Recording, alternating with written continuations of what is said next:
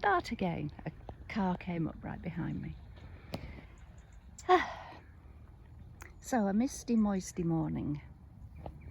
I hadn't even got my selfie stick with me, so apologies for any digits appearing in the screen. And I will not be showing me because I can hear my hair going and crinkling up with this mist. But if that's the worst thing that happens, then we're okay.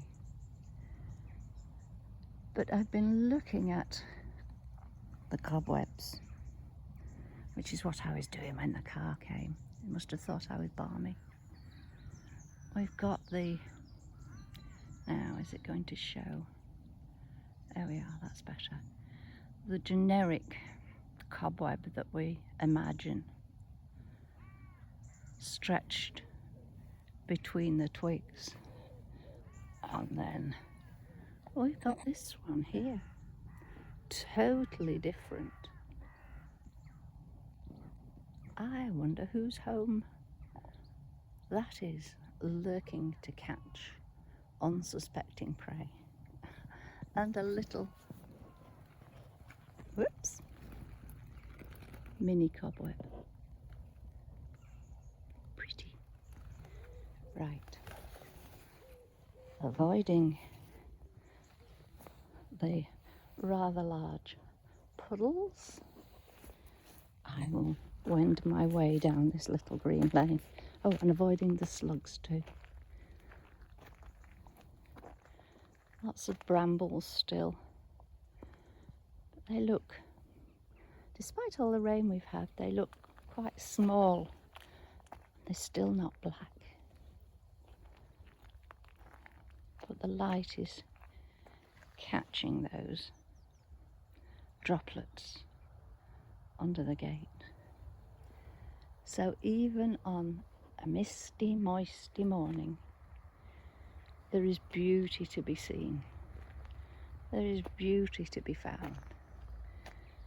And the way it gives depth to the horizon, the nearby trees out of the mist and the further away ones cloaked in the mist. Lovely, lovely, lovely. Ooh, and rose hips. I'm surprised the birds haven't had all of those. I used to collect those and make rose hip syrup. Not quite sure how I used to squash so much into a day in those times gone by. But over here we have a field of maize.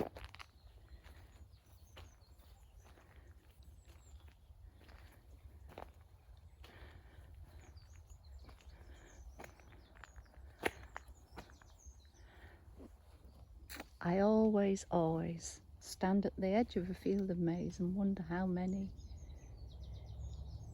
mini beasts, animals, mice, voles, whatever, are calling that field home at present. And as I said that, I heard a rattle in the tree next to me as a squirrel clambers up.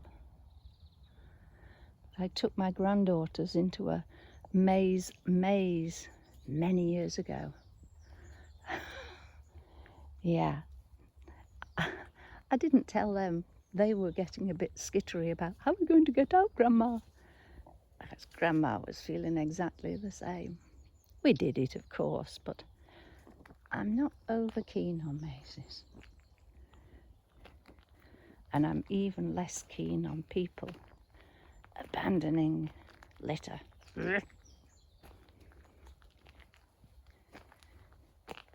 But the mist not only cloaks the views, it also cloaks the sound.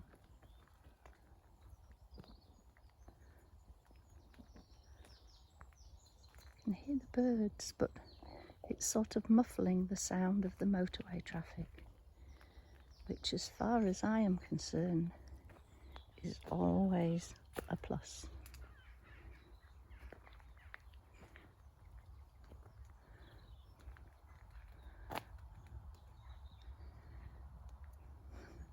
One misty, moisty morning, when cloudy was the weather, there I met an old man, clothed all in leather. He took me by the hand and he told me very plain, how do you do, how do you do, and how do you do again?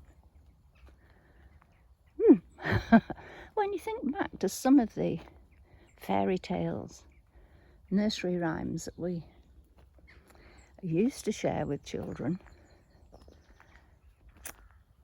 what a contradiction there to stranger beware, stranger danger. I think if I met an old man clothed all in leather, I would be heading off the other way pretty quickly.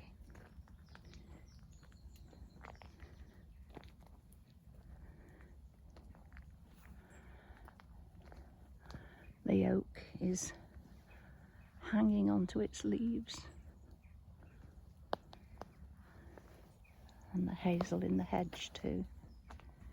I keep thinking we're into autumn and then realise that there's not that many leaves been dropped yet.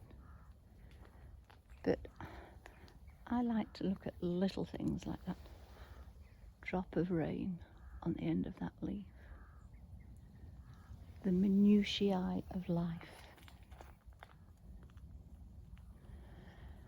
Right.